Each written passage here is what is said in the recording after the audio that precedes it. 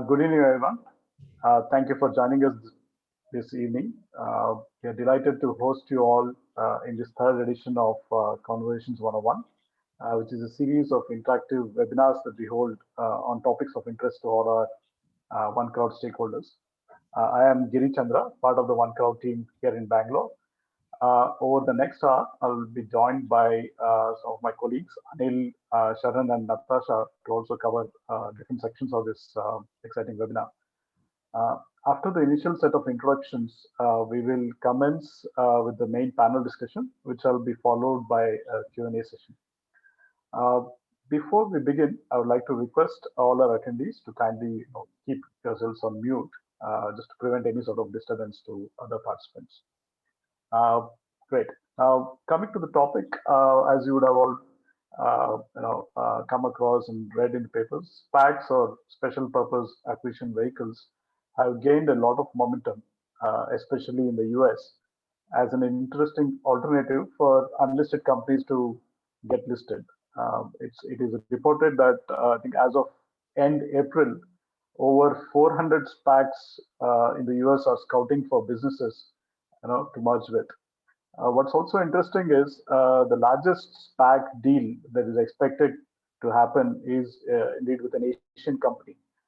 Grab, this is the ride-hailing major from Singapore, is expected to sort of have a market cap of $40 billion after their sort of merger. With so much happening around SPACs, we thought it will be an interesting topic for our Conversations 101 series to basically explore and evaluate the relevance to our Indian startup ecosystem. We are very glad to have a very interesting panel here today. The panel members come with expertise on various aspects of the SPAC. Before I hand over the baton to Anil, our co-founder, to introduce this panel, let me take a moment to quickly introduce OneCrowd. I guess many of you here are familiar with OneCrowd, but for those of you who are interacting with us for the first time, we are an early stage venture capital team. We operate out of offices in Mumbai. We operate out of Mumbai and Bangalore.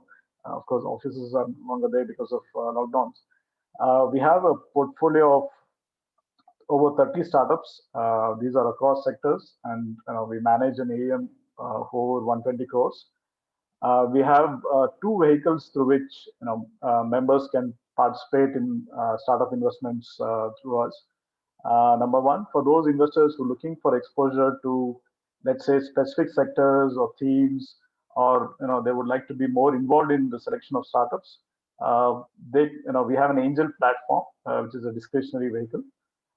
For others, we have an angel fund, where they get, where their involvement in selecting the startups itself is a little lower, and they get diversification across 20, 30 startups.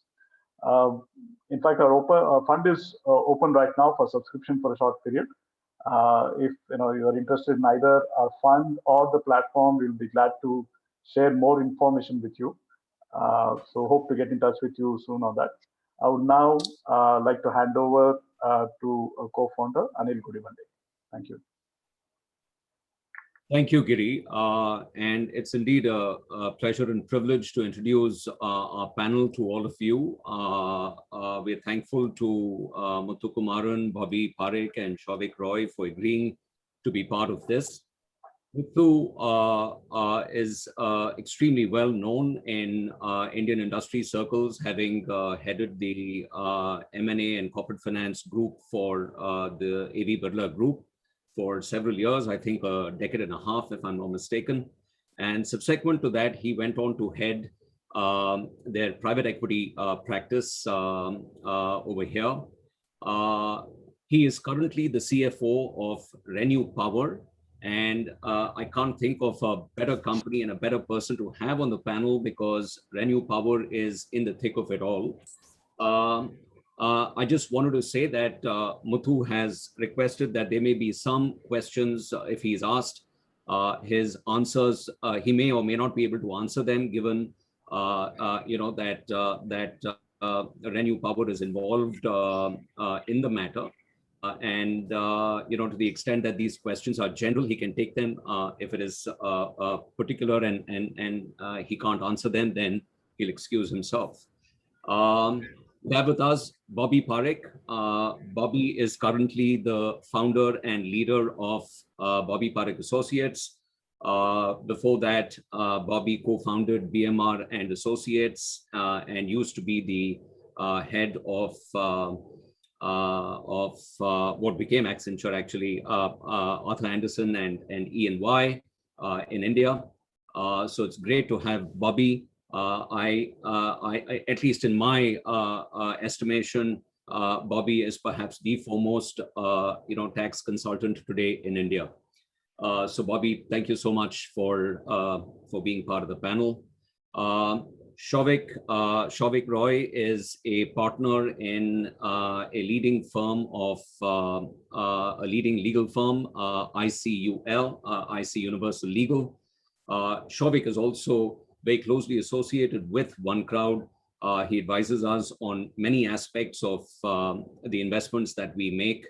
And in particular, Souvik has, over the past many years of his practice, focused on the new economy, on the new age economy, and has done a fair bit of work on SPACs.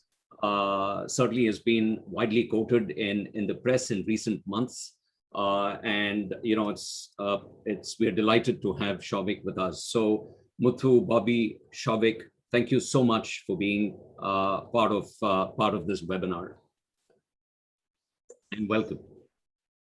I will now hand you over to Sharan, who will be the master of ceremonies and MC for the evening. Sharan. Thank you for that, Anil. I too would actually like to take a moment and thank the panelists who have joined us today. We are honored to have each of you here among us and address our audience for the day. Before we could just jump into the panel discussion, it is my sincere request for all our attendees to keep themselves on mute until we open the floor to the wider audience for Q&A. Thank you. So maybe I can start this discussion with Muthu. Muthu, it seems as though SPAC mania has hit the world these days. Could you briefly touch upon what a SPAC is and why has it become such a big deal? Also, how ready do you feel India is for SPACs? Sure. Two different topics there, Sharan. So first, let me start with SPAC. I think it's come of age. It's been there for a very long period of time. Like any other product, actually, this has also undergone a lot of evolution. But fundamentally, the way I look at it is from company's point of view, it's able to go and list its operations, I would say, one or two stages before traditional IPO listing.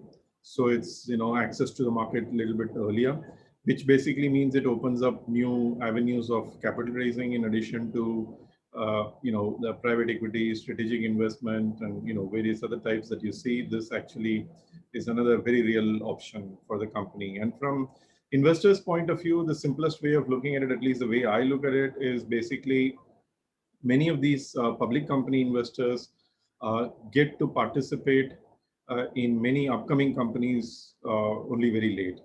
So this product actually gives them an opportunity to participate slightly earlier. Obviously the risk that comes with it is higher, but the return expectations are also higher. Now, typically, I think this therefore brings in an element of alphaness to their portfolio management. And if they allocate, low single-digit percentage of their portfolio, which is a pretty large sum if you put all the US funds, they are able to actually participate, earlier than what they used to be. So, otherwise they would have actually seen all the value being created. So that is on, the SPAC. Currently, as we know, it's going through, sort of a bit of an evolution. There are some questions which are fundamental that are being asked.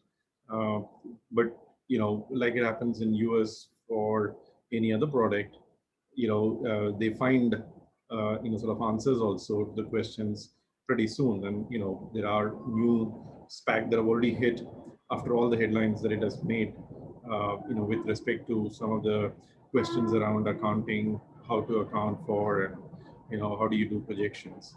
Now, the only difference I would say between traditional IPO and a SPAC fundamentally is that you go through everything almost the same. There is no shortcut. The order is different. I mean, you first do the marketing, you just do the pipe if there is a pipe, or just do the SPAC, and then do the IPO process of SEC review. But otherwise, it's pretty much the same. So, that I think actually, ensures that there is no difference in a way from scrutiny point of view. You go through the same level of scrutiny for an IPO. And one last bit I wanted to highlight is that SPAC gives an ability to put forecast on the table for investors to review, and the company can actually, showcase their forecast. And that's again because it's, technically earlier stage than other companies. So therefore, forecast helps investors to make up their mind. It's a, information dissemination, which always helps in decision making. That said, actually, our company, just one quick word, is that we are a 10-year-old company, fully operational. 800 plus $1 million of EBITDA coming year. So for us, actually, frankly, both traditional IPO and SPAC were choices. So we just took this because it helps us to sort of familiarize the investors a little more, because we can show forecast and also give a stamp of approval from the SPAC investors. They also do the diligence and give their approval. Now, Sharan, I've answered your first question. Do I have time to answer the second question on how Indian companies are ready, or how ready Indian companies are? Yes, please go ahead. Okay, fine. I just want to check on the pacing. So I think Indian companies, whether they are ready or not, fundamentally I would say, there are two questions that needs to be answered. Basically, the first one is around structuring, and second one is about readiness and governance, and cost, the cost of governance. So in terms of structuring, I would probably leave that to be dealt a little bit more in detail by Bobby. I mean, we've gone through it, in as much detail as any company would go through. We've been working at it for a few months now. We were anyway, like I said, we're getting ready for overseas listing. So, in regulation, there are fundamentally two aspects that needs to be, sort of ticked off. The first one is around offshoring the structure, because you can't list an Indian company. So you need to be able to have an overseas company. Situations are different for different people. Somebody could already have a listed overseas company, which actually holds the Indian holding company, in which case they're just ready on day one, even before doing anything or without having to do anything. Or you can actually offshore the existing companies. Now, when you offshore the existing shareholding, like I said, there are two matters that come into play. The first one is foreign holding issues around, sort of NRI holdings or non-resident holding of an Indian company.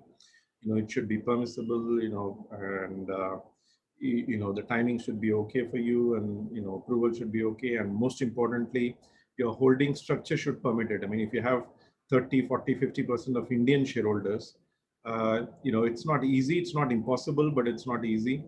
If you happen to have a lot of private equity or foreign shareholders already, they may be able to, sort of make an overseas holding company and move the current ownership structure to overseas. The second aspect in the regulation is about tax.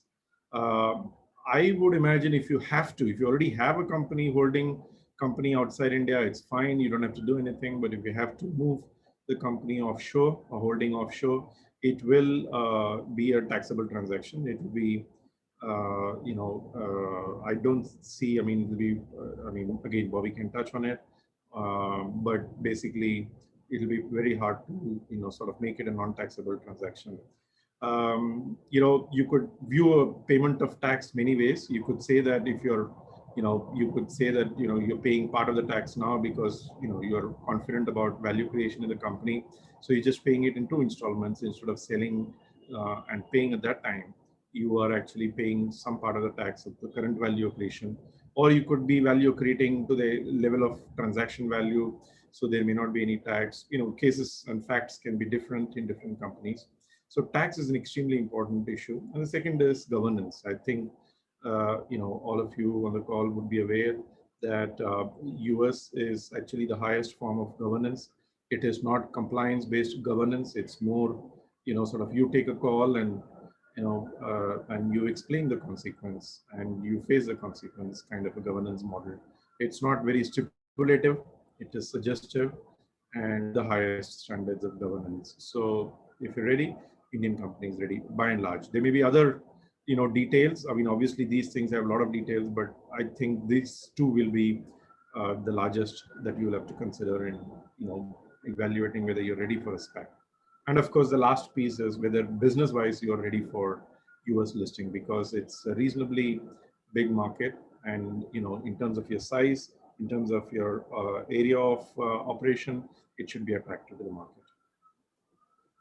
Thank you for that, Muthu. Thank you for diving into such depth of specifics of that. Maybe my next question could be to Souvik. Souvik, is there a legal framework in India that will permit SPACs, or are there still many changes that need to be made in order to make it a reality in India? Thanks, Sharan.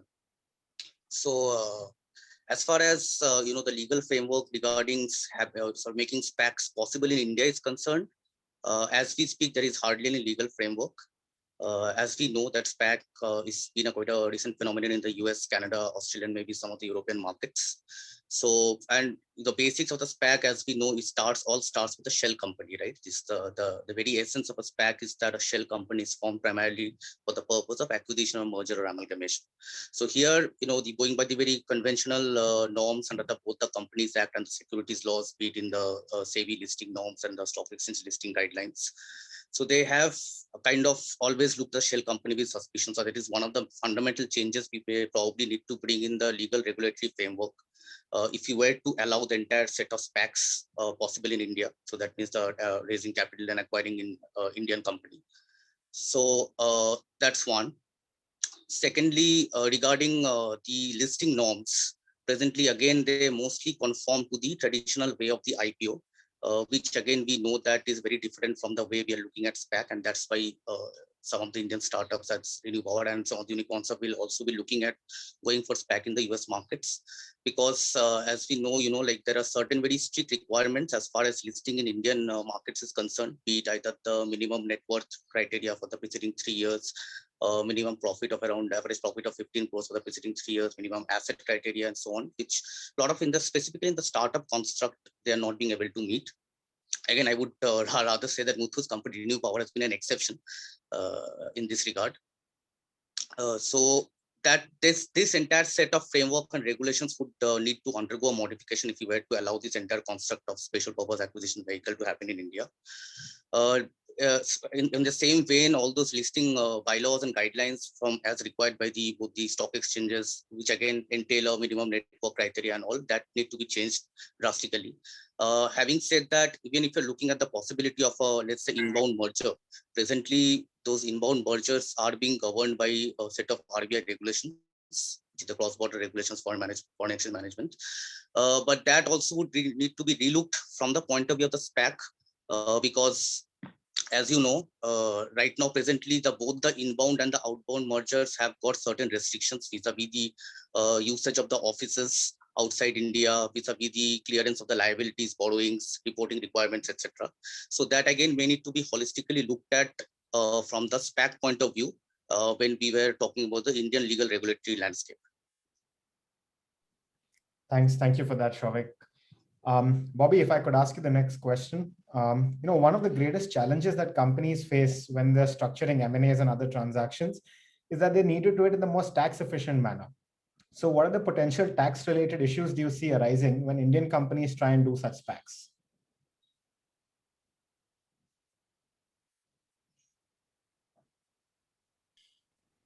Yeah, thanks. So Sharan, as Muthu touched upon it in the course of his conversation, I think the issue with I mean at a base level actually in some ways I'm answering this question. I'm doing the theory, Muthu's doing the practice. So he has a much more hands-on view of what is going on than my view, which is conceptual. But fundamentally, If there is a SPAC which has to happen, then the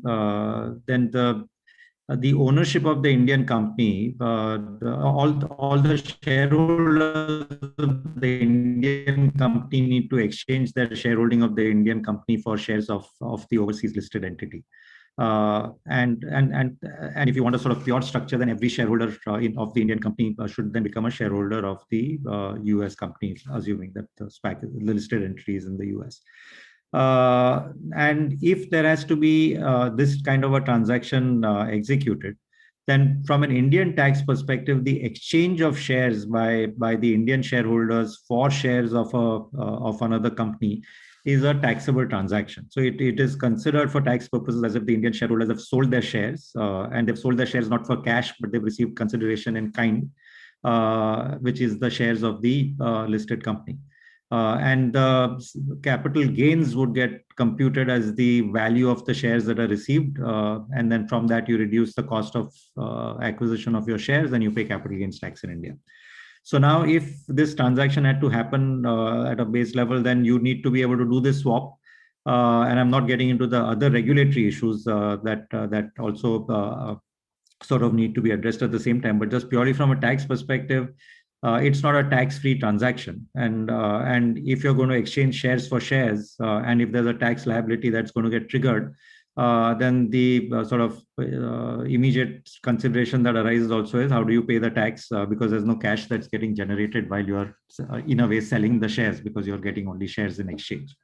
So that sort of is the issue from a SPAC perspective. And so whether you're a resident shareholder or you're a non-resident shareholder of an Indian company, this is an issue which would arise for all sets of shareholders. There may be more flexibility that the non-resident shareholders may have depending upon their holding structures and how they might be able to transfer their shareholdings into a SPAC. But for resident shareholders, the degree of flexibility that's available and the choices that are available are relatively limited as far as we've been able to understand so far. Thank you for that, Bobby. Maybe I could circle back to Muthu here. Muthu, when we're looking at this from a size and scale perspective, at what point do you feel it would be appropriate for Indian startups to consider listing through the SPAC route in the US? And is the complexity worth it, considering the size of the startups? Sure. So, I mean, I did mention last time around that, your size and stage of company is very critical. You need to be ready for listing in US. You don't have to be, same level of, sort of in same level of readiness as if you're listing in the US. At least, sort of 2-3 stages or steps before that. If you are, in very early stages, I actually doubt. A long time ago, 5-10 years ago, there were SPAC transactions for $10 million, $20 million. Today, I see more of SPAC plus PIPE, in 3-digit $1 million number. And assuming that's a 20-30% dilution, you're talking about, anywhere between $300 to $500 billion market cap. Sometimes it's easier to, sort of express it in market cap. So I'm just using that metric. If it's going to be very early stage, I'm not sure. Maybe, there will be some exceptions. You'll have to really find out. But, the way I look at it, it should be, into reasonable level of evolution. And it cannot be very early stages. You don't have to be profit making. We are a different case, like I said, but you don't have to be profit making. It's the reason why you're giving projections the reason why you're giving projection is because basically you expect a very promising future and you're able to actually demonstrate elements of it. So it's perfectly fine for you to have, sort of back-ended growth. But, it can't be like, first couple of years of your existence. Sure. Thank you, Muthu. Souvik, just sort of extending on my previous question to Muthu. when we're looking at SPACs from the regulatory perspective, would there be any restriction given the size or scale of these companies when they look at listing through the SPAC route in the US? Or do you see any complexities arising in that case? Yeah. So when we're talking about SPAC listing to the US, specifically in the context of Indian companies or startups, presently, on paper, there are two ways to do it. One, of course, is the reverse merger, by which this Indian entity gets merged in the SPAC entity, and that process is called de-SPAC. The other way to de-SPAC will be through a complete acquisition of shares. And both have their own fair share of challenges and restrictions. So now coming to the reverse merger process, presently under the existing regulations, both under the Companies Act and the RBI cross-border regulations, you will need to go through the process of having this approved with the NCLT. So that will have its own set of, compliance and consent requirements, be it from your creditors, be it from your statutory dues, be it from different regulators, other stakeholders. Then there will be other set of, approvals required, depending on the kind of how big the transaction is and what is the turnover of the assets which are being acquired. You may also need to take the approval of Competition Commission of India, which is the antitrust regulator. Thirdly, so apart from that, the RBI regulation may also trigger in, depending on if the Indian shareholders are going to get shares in the RBI entity. From that point of view, and this is also relevant from the point of view of the set of Indian shareholders we are talking about, because as we know, RBI has different set of regulations when we are talking about individuals vis-a-vis the body corporate. For individuals, there is a fixed amount that is under the LRS scheme that you cannot have own more than $250,000 of the shares for financial year, so that can be a potential challenge. And when we are talking, so this is all about, these are probably the key challenges we are facing about the reverse merger process. When we are talking about, let's say, overseas acquisition, 100% acquisition by this SPAC entity for de-SPACing, so that may entail additional set of challenges and restrictions, because then we are technically talking about a share swap scenario, which will again entail a RBI approval. Having said that, those Indian shareholders which will be acquiring the shares of US entities, so they will be again be governed by the RBI ODI regulations, the overseas direct investment regulations and all. And additionally, whatever the SPAC entity is going to acquire shares in the Indian entity, they will again be subject to the FDI norms, be it in the pricing guidelines, sector caps, etc. So this, in my view, will be the kind of key regulatory constraints and challenges being faced. Thanks. Thank you, Souvik, for diving into each one of them. Bobby, my next question would be for you. For the kind of size of these startups, is it appropriate for them to consider SPACs, or should they be considering something less complex structures maybe? I think Muthu answered that.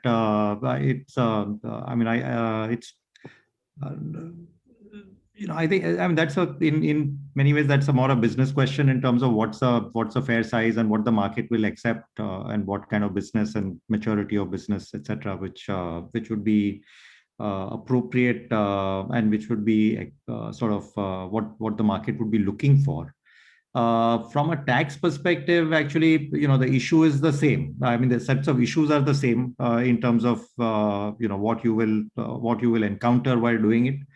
And therefore, whether you are a multi-billion-dollar business or you are a few million-dollar business, that issues in many ways will be the same. So there would be no difference in size from that perspective. As a smaller organization, your ability to deal with complexity may be somewhat more constrained. As a larger organization, you have more maturity and more ability to navigate through all of the different things that may be required. So that may be a consideration, but certainly, I mean, size will not be a factor from a tax perspective. Understand. Thank you for that, Bobby. Muthu, maybe I could ask you the next question. Would you recommend that these companies consider this path to raise funds?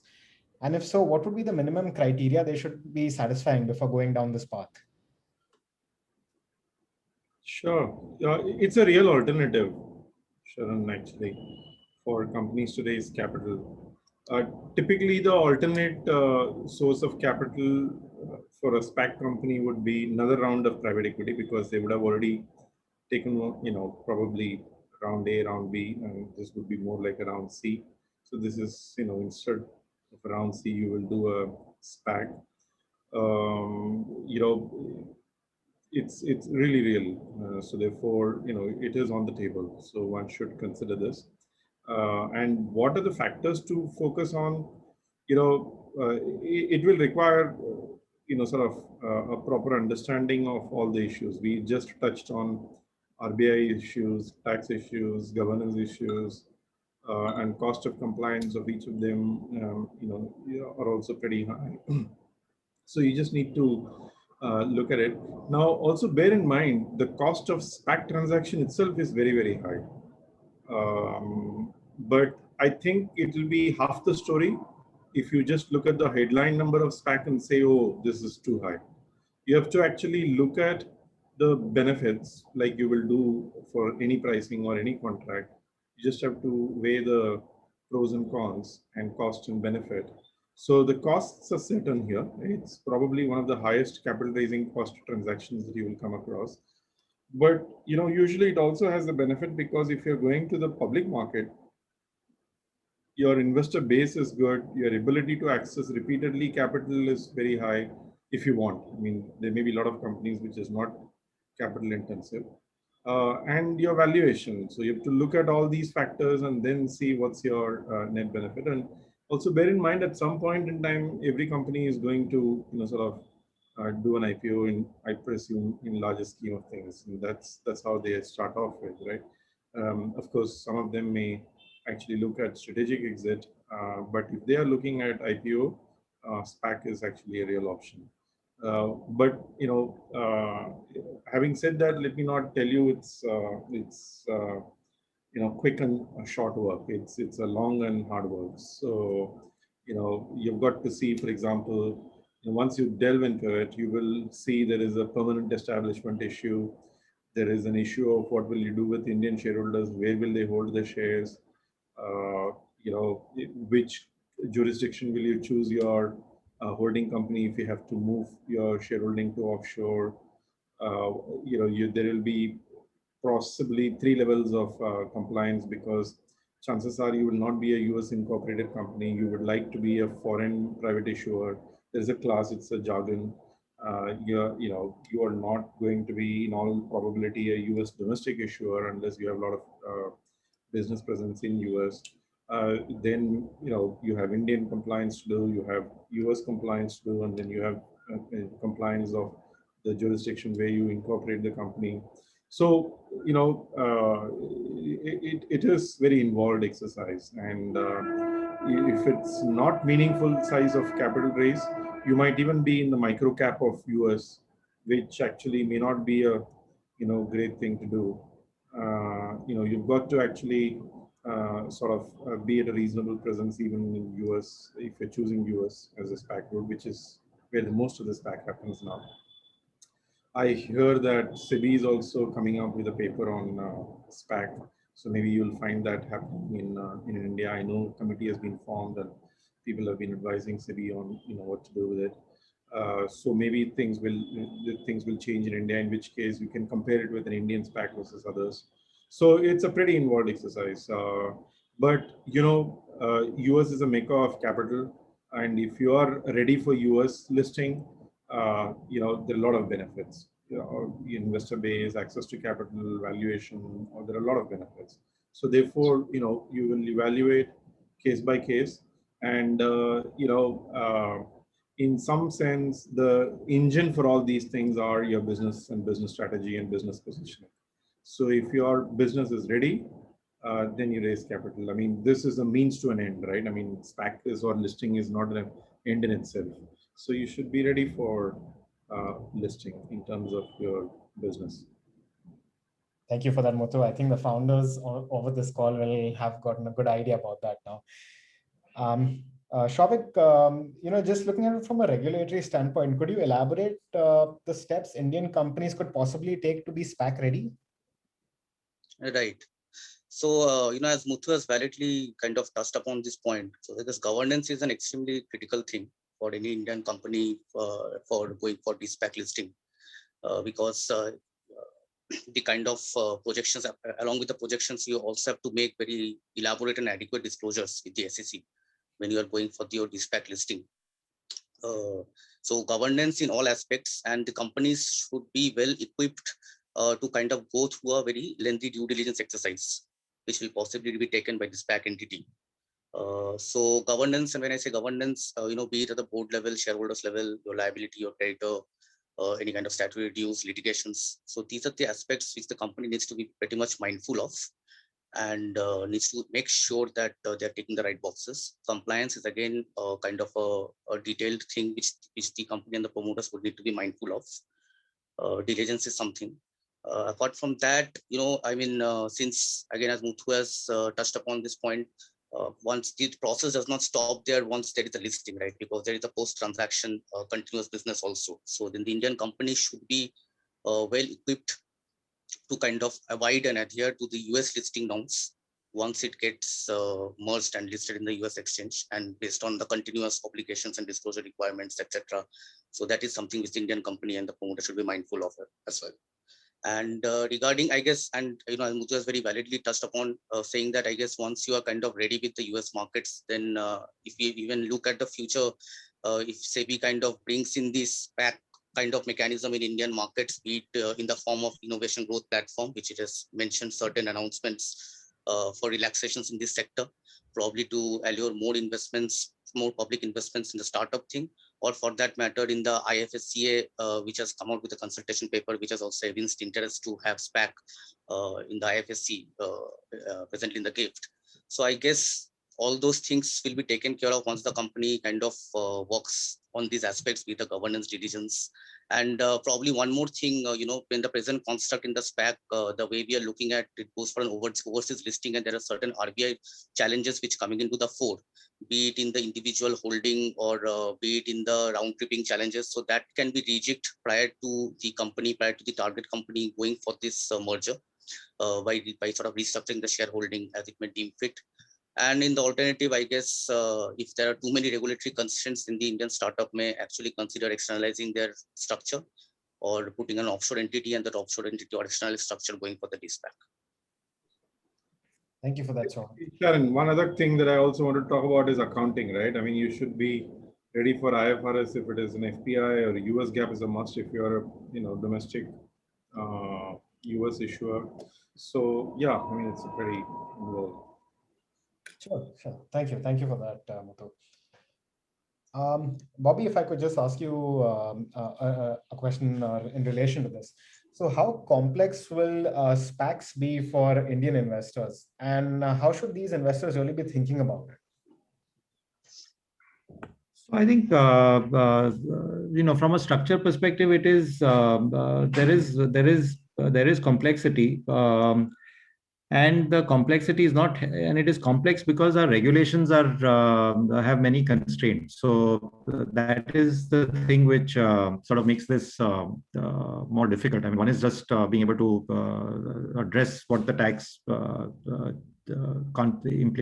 costs are and figure out whether you're able to bear the costs or not. But the other is just many other constraints that are put in the way of how you can actually make this happen. So if you have to flip structures of Indian companies and shift the ownership of Indian companies to overseas jurisdictions, I mean, the two primary considerations that arise among many others is one is tax, that there are shareholders. How do you do that? And if you do that in a plain vanilla way, then that triggers tax because there's a share for share exchange. And many times when you're doing this, you don't really want to incur tax because this is not something which you're doing where there is cash getting generated. It's just a restructuring. So there is no profit being made anywhere. There's no economic gain, value which is being crystallized. It's just a reorganization of an existing holding structure. So many jurisdictions, such reorganizations are not treated as taxable transactions, but for us, we do treat these as taxable transactions. Certainly the cross-border ones which are there, and I mean there are certain reorganizations which are not taxable in India, but those are the very specific ones which the Income Tax Act specifically exempts. So anything else triggers a tax outgo. The other thing which is an issue with flipping structures is exchange control or the Reserve Bank regulations, FEMA regulations, which sort of put a limit on what is the value of the shareholding. I mean, there are two issues that arise from an exchange control perspective. One is something which the Reserve Bank calls round tripping. It is one of our very typical Indian regulatory creations, which is an issue, but which doesn't have any definition in the law itself, nor a specific provision, which in fact prescribes what the requirements are. But it exists as a matter of practice, and you have to derive what the interpretation is. But fundamentally, what it means is that if there is an Indian and he remits money or he holds shares in a company overseas, which in turn holds shares in an Indian company, then the Reserve Bank regards this as a round-trip structure, because it's a shareholder going out into a foreign company and then coming back in, and that foreign company coming back into an Indian company. So if you are going to flip the shareholding of an Indian company, by definition, it is going to result in an Indian holding shares of an overseas company, which in turn has shares in an Indian company. And therefore, you produce a round-trip structure. So this needs a prior Reserve Bank approval if it has to be done. If you don't have Reserve Bank approval, then it is held to be non-compliant with FEMA. It will be a contravention of FEMA, and you could be liable for penalties that the Reserve Bank will assess on you. So there is the round tripping issue, which is there when you look at flipping. And the other issue is that because you are now a resident Indian holding shares of a non-resident entity, then there are also exchange control provisions which govern how much money can be, how much value of shares can you hold in an overseas entity. And so if you are an individual, then the exchange control regulations suggest that the value of your holding should not exceed $250,000. And if you're an Indian non-individual entity, as whatever it might be, then you might be able to hold more, which is then a function of what your net worth is, and you might have a multiple of your net worth. So again, these are not the most helpful sort of regulations in order to be able to achieve this flip. So there's tax, which is that the transaction of flipping triggers a tax cost, and you may not have cash on hand. And then there is the exchange control regulations. One that by definition, flipping a structure will result in a round trip structure. So it means you need a Reserve Bank approval. And then there are very tight limits on what the value of your holdings in overseas entities, which may or may not be constraints. That is fact-based, but in many situations, they will become practically constraints that are there. And so when you have these two sets of issues, then you have to try and, the complexity arises because then you're trying to find workarounds around these limits. So how can you get around the exchange control regulations? How can you get around the tax issues?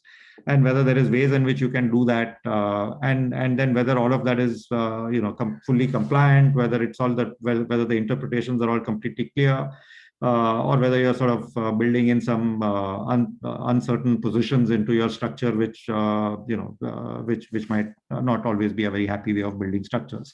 So that is, I think, the basic constraint. And if we have to sort of enable some of these things to happen, then some of our regulations need to be able to relax their requirements or become more permissive to allow more flexibility to companies in how they structure themselves and how they might, conduct their business. Thanks, Bobby. We most certainly hope those conventions develop over here and we can take this further. With that, thank you for that, gentlemen. That was a very insightful discussion. We will now perhaps open the floor to the wider audience for any questions. Ladies and gentlemen, in case you do have a question, please utilize the raise hand feature, and upon prompting a name, please unmute yourself and ask your question.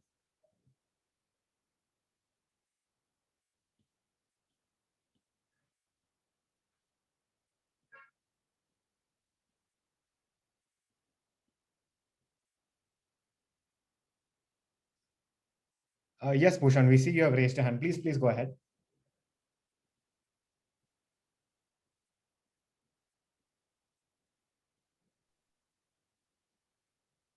Hello, my name is Bhushan. I'm from CIGS. We are seriously contemplating SPAC. Now, what is your opinion about recently Warren Buffett's criticisms about SPAC? And he has been very severe about it. in his latest annual conference. So anybody can answer this. Okay, I can start and others can add. Yeah, I mean, I did sort of sort of quickly mentioned right at the beginning that it is going through some bumps in the road right now. And generally the market correction, the stricter view that SEC is taking. So yeah, there are some big questions that are being asked. But maybe I can, sort of start off with what I said in the beginning, which is US is a market which is so resilient. When big questions are asked, they are taken head on and they try to get the answers quickly and they try to move on. My personal view is that the product is here to stay. It could change, in some terms, in some shape. The total warrants for both promote as well as public could undergo some change. Instead of 20%, it could come down. The way the accounting happens could be different. The details that you disclose on projections could vary. The way you do the pipe could be different.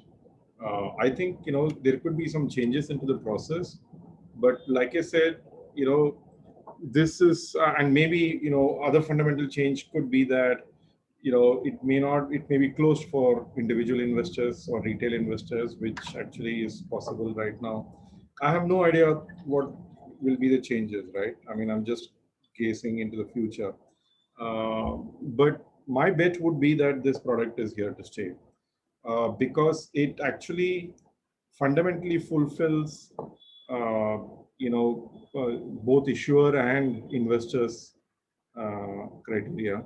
And there is a genuine need from investors' point of view to actually put some stocks into their portfolio, which is earlier stage, which actually everybody knows will have relatively high risk, but the returns expectations will be far higher. And if they get over a period of time, the sort of kind of return that private equity gets, it is imminently possible that their hypothesis will be confirmed post facto.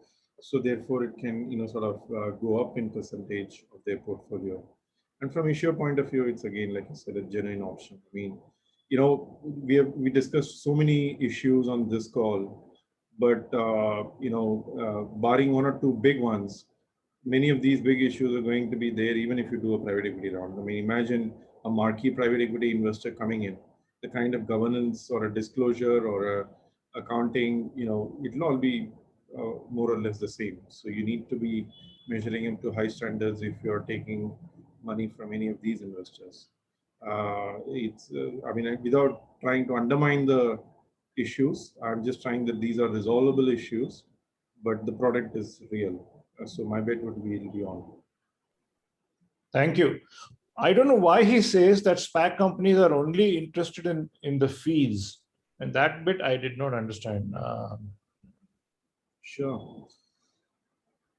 See, to some extent it's true, but all these things are mathematical equations, right? Like I said, the warrant structure could change. Instead of 20%, which is the norm now, it could come down to 5%. The way you disclose projections or any other disclosure may change. The way you do diligence may change. The structure of instrument may change. But the point that is, the point that is being raised is that a 20% warrant and a 10% fee to the SPAC sponsor, because suddenly the sizes of the deal have gone up significantly. I mean, last year we were talking about $150 billion deals. 10% pool there is $15 billion fees, right? I mean, that's, when the total capital was $50 billion, it was a small money. And also it took long time for some of these sponsors in the past to unlock their holding. Today, they're talking about flipping it in 6 months and 1 year. So, that's how the market works, right? I mean, one, sort of arm always goes faster than other arm, but, eventually they catch up. And I don't know what changes will happen, but at least the point that is being raised is the total pool of money that is being made by both warrants holders public and SPAC sponsors in both warrant and fees is potentially large. But that's a view. Right? Thank you very much.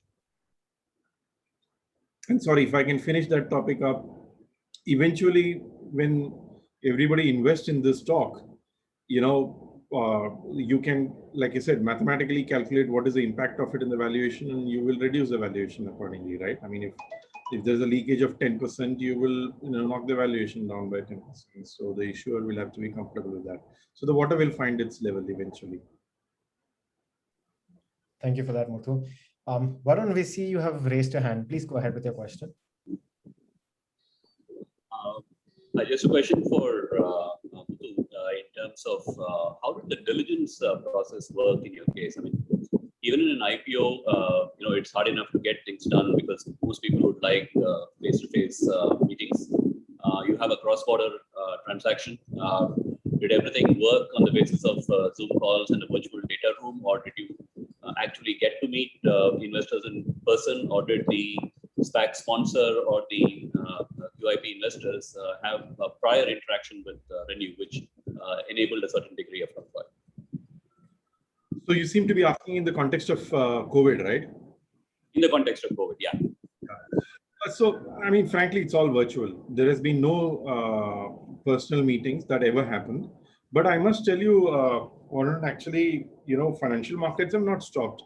We ourselves have done 3 US bond debt issuance in less than 6 months, starting from October of last year, which is like 6 months into the COVID. We did all roadshows for all the 3 bond, I mean, we have done 3 prior to this, but, doing 3 in a year was pretty large quantum as well as number of rounds that we have done through them. The financial market is just doing everything on a virtual basis. There are some, sort of workarounds that you need to find. Technical diligence is a bit of a problem. So you need to find if there is a representative for them in India, either by their branch office or by some other subcontracting consultants, they can appoint, and you may have to. We were also, frankly speaking, talking about some of the strategic deals as we spoke. Even the same workarounds. I mean, you need to. They need that comfort. There is no substitute for face-to-face meeting, but there are workarounds. But the kind of Zoom calls that we did for investors are phenomenal. I mean, in some sense, it was more efficient because, imagine, I mean, we've all done roadshows in US, right? I mean, it's very, very, exhaustive, but exhausting as well. But the problem is actually, you end up traveling to 5 different zones and you're in different time zones and the meetings are packed. But here, of course, you will work for their time. So we have done some 60, 70 Zoom calls, investors, one-to-one group meetings, but our days usually for investors start at 6 p.m. because most of the investors are in US.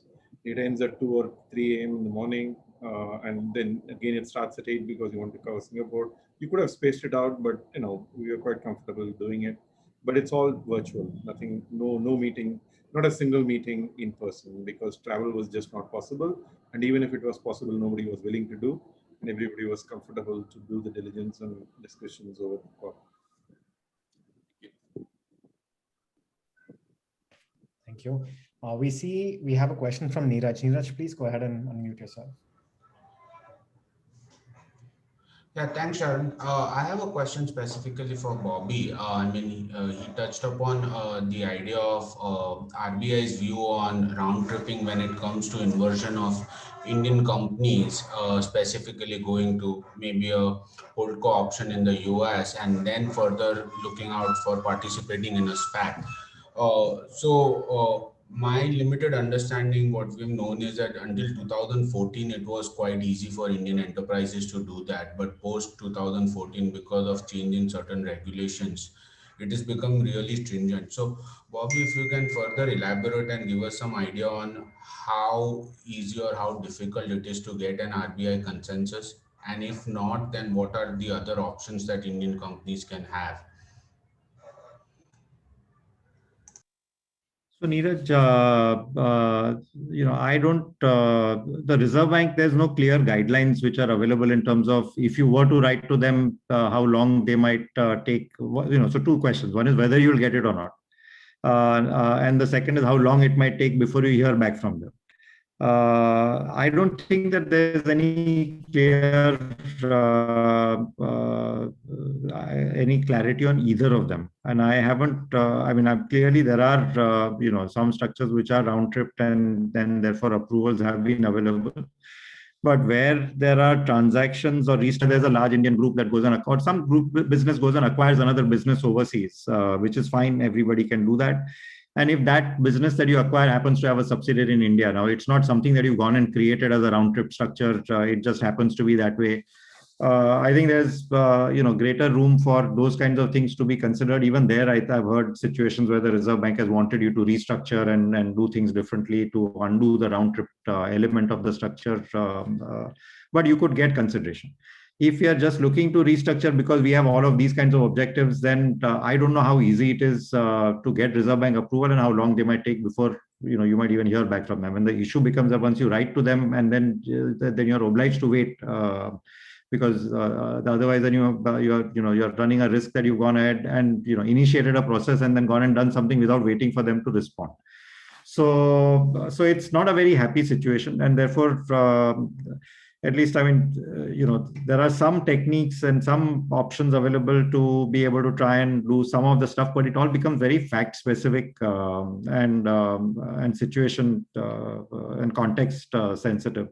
I don't think there's anything said that is a template for how you can sort of achieve this. But one of the things then as at least at a conceptual level, one of the things that you can think of is that the people who don't have an issue with round trip structures, etc., which is the non-resident component of your shareholding, they can move stuff overseas. But for the resident shareholders, you continue to remain onshore, but then you try and create some way in which you create tracking stock kind of a thing so that your shares track the value of the overseas entity, even though you are not actually a shareholder of that overseas entity. And then, and thereby you remain shareholders of an Indian company, but you sort of capture the value of what the US of the overseas entity or the consolidated businesses is worth effectively through a contract. And so that's something which is sort of at least a conceptual way to think about how to potentially address some of this stuff.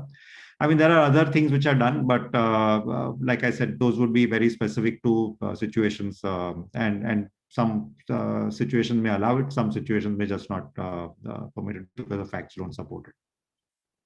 Understood. Thanks, Bobby. I think this requires a little in-depth conversation, maybe not on this audience, maybe.